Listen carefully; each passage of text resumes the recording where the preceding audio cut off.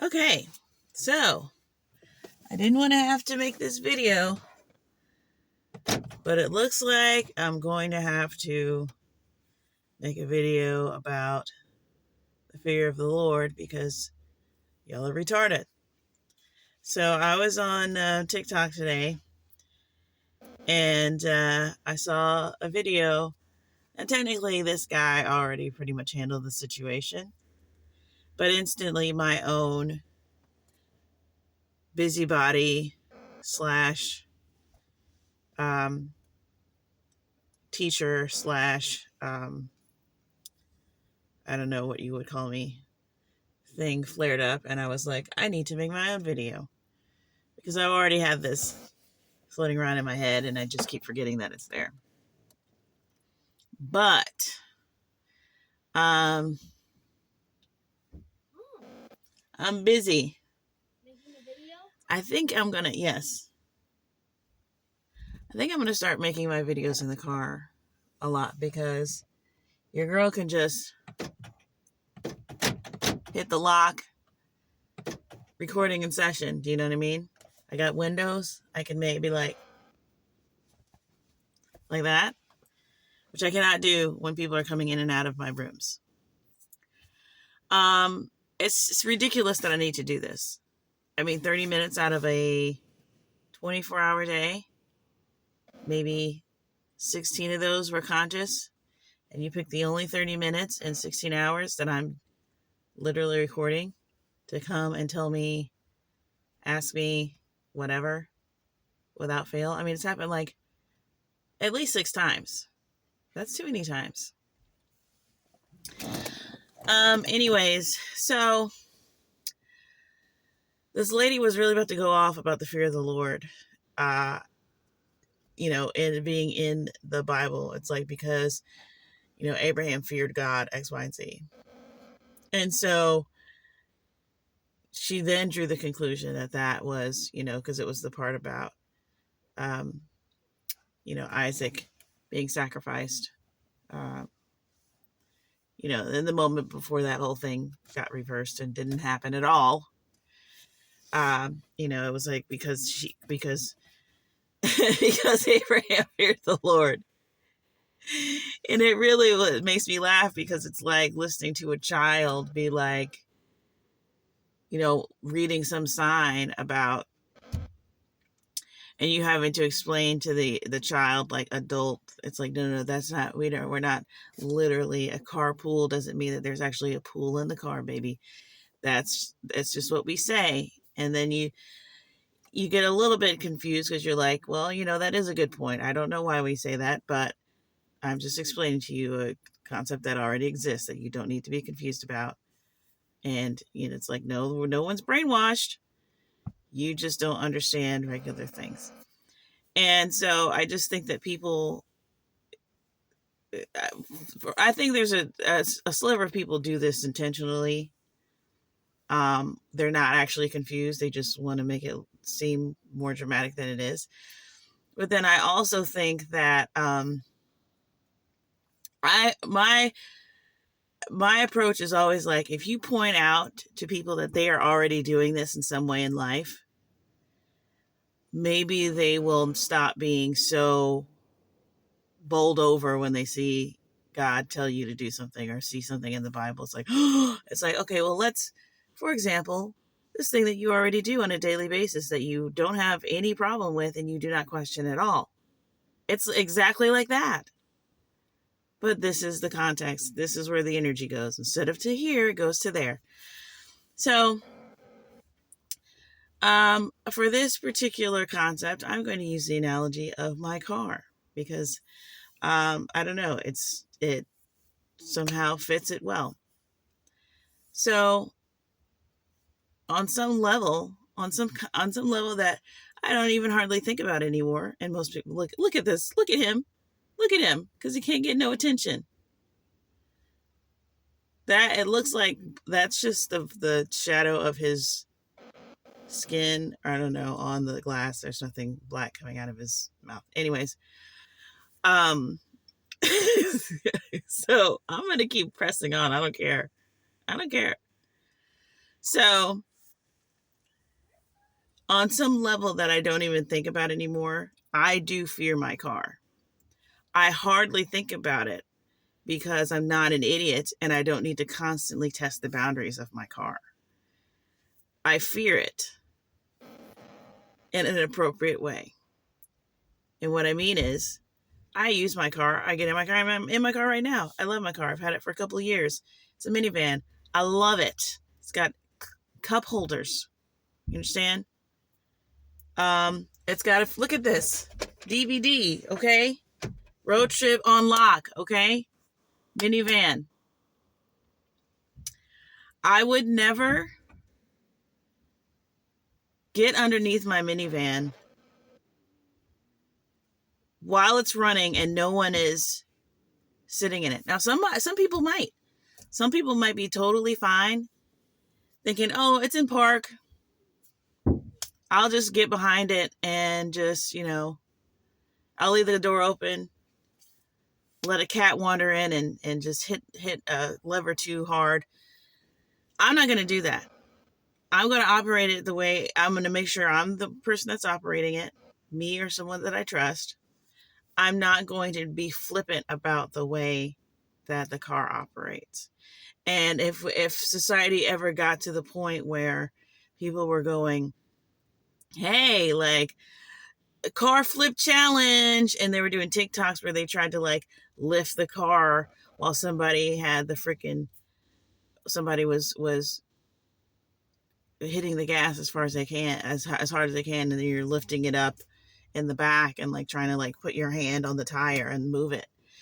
Then things would get controversial, but that literally never happens because the devil has no interest in getting you to not fear your car. He has a particular interest. Oh, there's another one.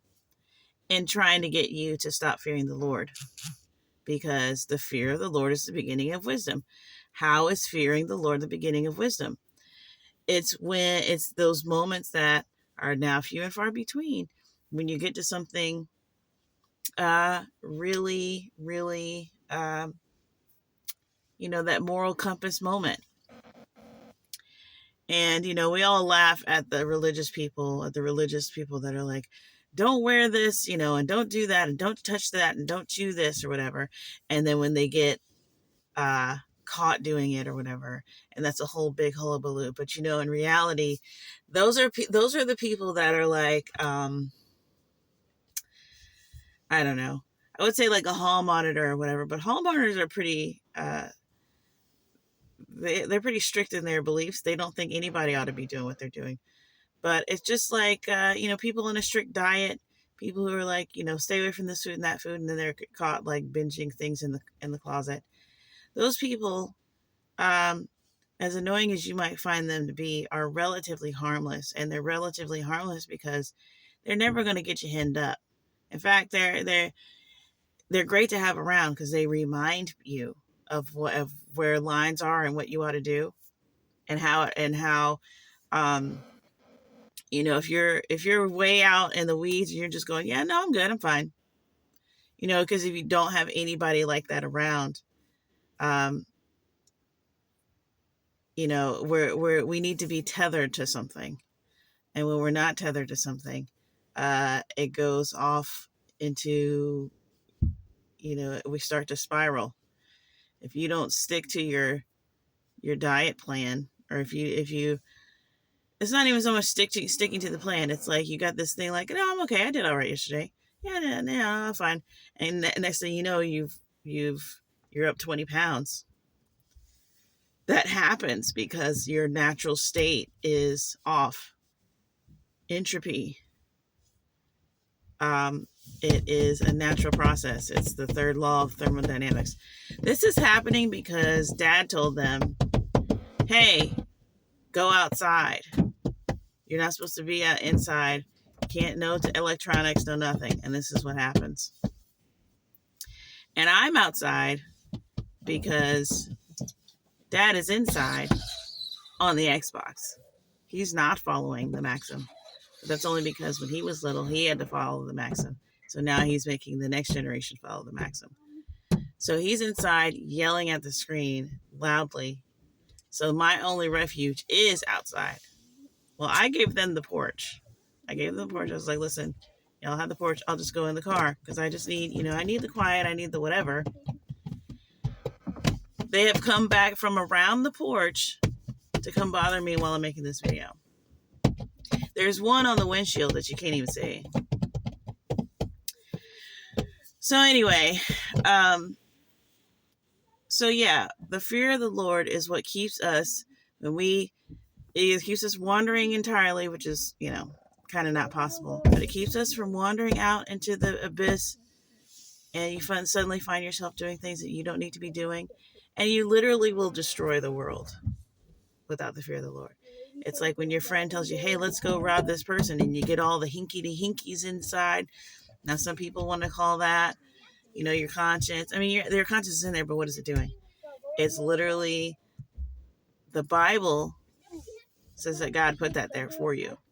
So, hey, don't break. Hey, get off of my glass, man. No. You're getting bit by a mosquito, by the way. Get off of my glass. Anyway, I don't know how this could possibly be entertaining to them. So, if we ever started doing weird stuff with the car for clicks, then we'd have to have a question about, is it ethical? Should we be doing this with the car? Should we be, putting our heads underneath the engine and closing the hood?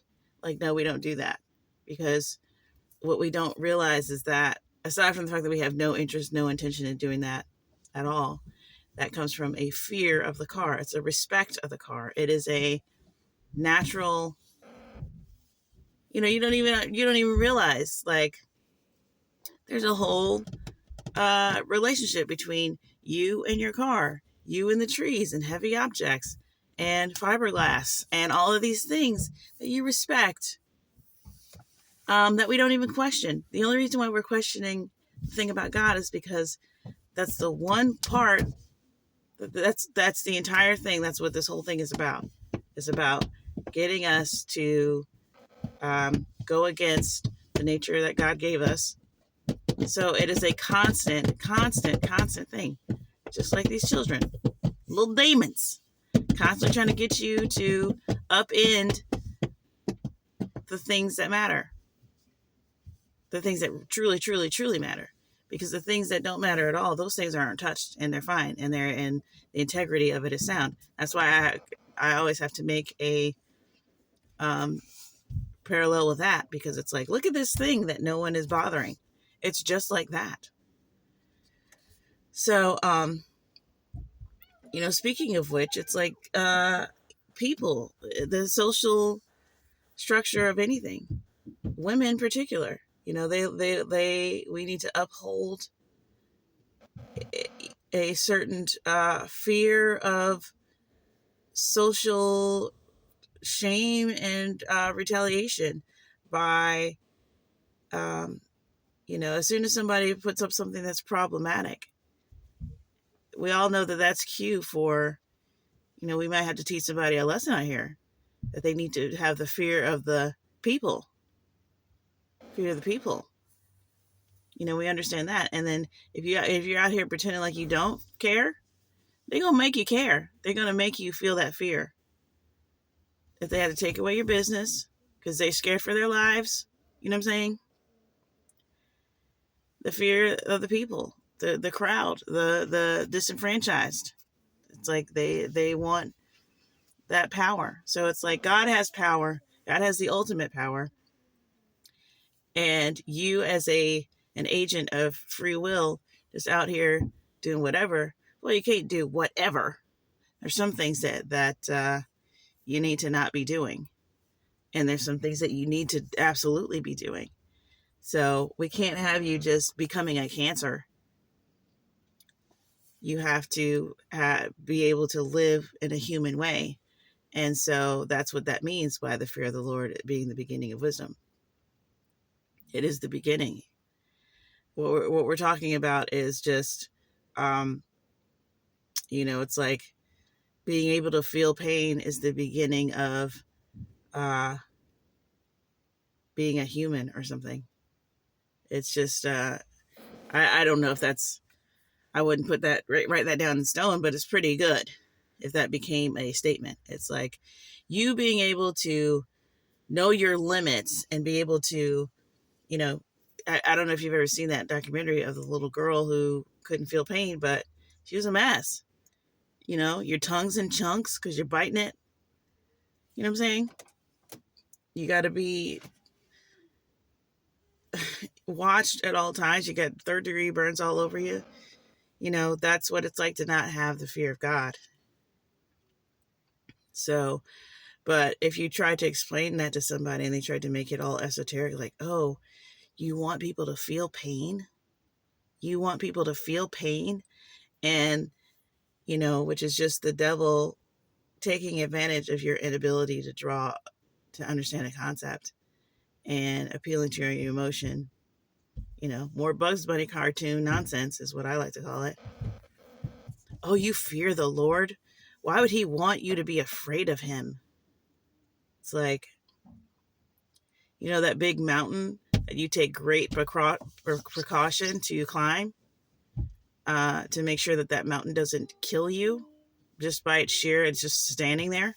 Okay, that mountain trembles before God. And that's not a metaphor. So, I was reading Jeremiah the other day too, and that's where that scripture about the heart is deceitful. The heart is wicked, deceitful above all else. Who can know it? It's in Jeremiah, and it's God Himself says it. I never realized that. I never realized that.